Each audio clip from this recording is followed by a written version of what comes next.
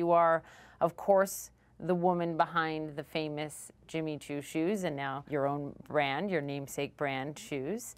But you're also equally, if not more, passionate about equality for women. The recent op-ed you wrote on equal pay day in Forbes, one line that really struck me, you wrote, "I can't think of a more important practice than showing up for yourself." What do you mean? I never valued myself enough. When I started out my career, I didn't trust myself enough.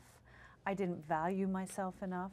And that kind of resulted in, not being paid what I should have, and decisions in the business not being right because I didn't always speak up. So let's talk about running an empire, a shoe empire as a woman these days and what you face going through. 3 private equity deals, 4 corporate sales, and you've said there's a misconception about all women who work.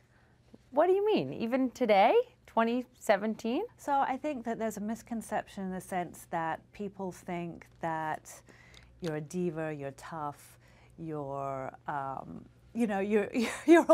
you're cold, you're all these things which are so misguided, because we now know that women run businesses with a very different mindset. So for instance, a woman will come to a negotiating table with the mindset of wanting everyone to win. She's not going to the negotiating table to annihilate the person across the table. You've said there are so many times in your life when you have felt voiceless and powerless. I think for people listening to this who know your brand, who know your product, who see the success on the outside from you would be really surprised to hear that. Yeah, absolutely. So if you think about it, I had Jimmy Choo, I had, my whole board was private equity guys. And this was a lesson to myself. So if I could look back and tell my younger self now, I would have said, speak up, right? Get some women on the board. How is it possible that I was the only woman on the board of something that is selling the most feminine product to women, that it was a brand for women. So when you went to the board and you said, look, you took the discovery to them, you said, look, I'm not being what you thought was fairly compensated, justly compensated, that men working for you were making less than you. That is when you talk about having your first real salary negotiation. How did that go? I didn't get anywhere through all the private equity deals. And then particularly at the last sale to a strategic, I gave them a lot of proof of what was fair market for someone at my level in the business.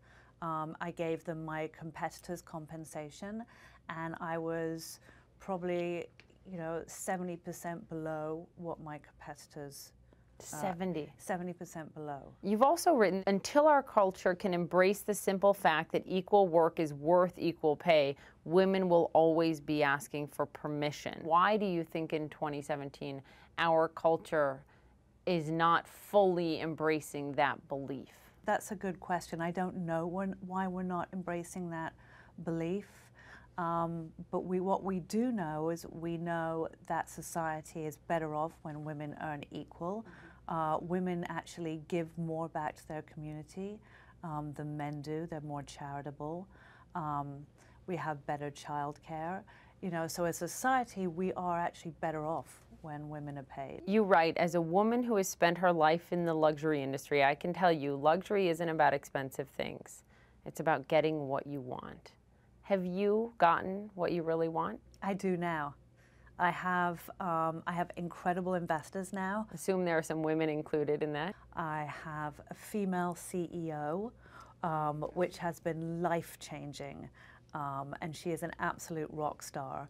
And we pretty much have predominantly female team, and we're really running the business the way we want to run it.